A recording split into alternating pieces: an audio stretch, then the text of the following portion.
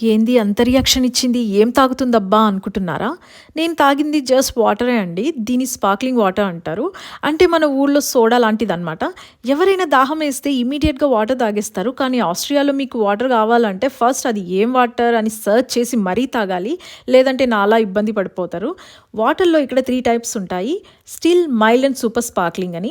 Still అంటే normal water, mild అంటే లైట్‌గా గ్యాస్ బబుల్స్ ఉంటాయి. అండ్ సూపర్ స్పార్క్లింగ్ అంటే చాలా ఎక్కువ గ్యాస్ బబుల్స్ ఉంటాయన్నమాట. ఆస్ట్రియా వాటర్‌ని వరల్డ్‌లోనే ద బెస్ట్ వాటర్ అంటారు. డైరెక్ట్‌గా ఆల్ప్స్ నుంచి వస్తాయి. చాలా ప్యూర్ అండ్ టేస్టీ వాటర్ అనమాట. అయినా కూడా ఆస్ట్రియన్స్ ఇక్కడ నార్మల్ వాటర్ కన్నా ఈ స్పార్క్లింగ్ వాటర్‌కి ఎక్కువ ప్రిఫరెన్స్ ఇస్తారు. ఎందుకంటే ఈ sparkling water sugar drinks like coke, స్ప్రైట్‌కి ఆల్టర్నేటివ్ అనమాట. And without sugar. సో ఒక కోల్డ్ డ్రింక్ తాగిన ఫీల్ వస్తదని అండ్ ఆల్సో ఇది డైజెషన్‌కి కూడా చాలా బాగా హెల్ప్ అవుతదని. మీరు ఇక్కడ ఏ రెస్టారెంట్‌కి వెళ్ళినా సరే బై డిఫాల్ట్‌గా ఈ స్పార్క్లింగ్ వాటరే ఇస్తారు.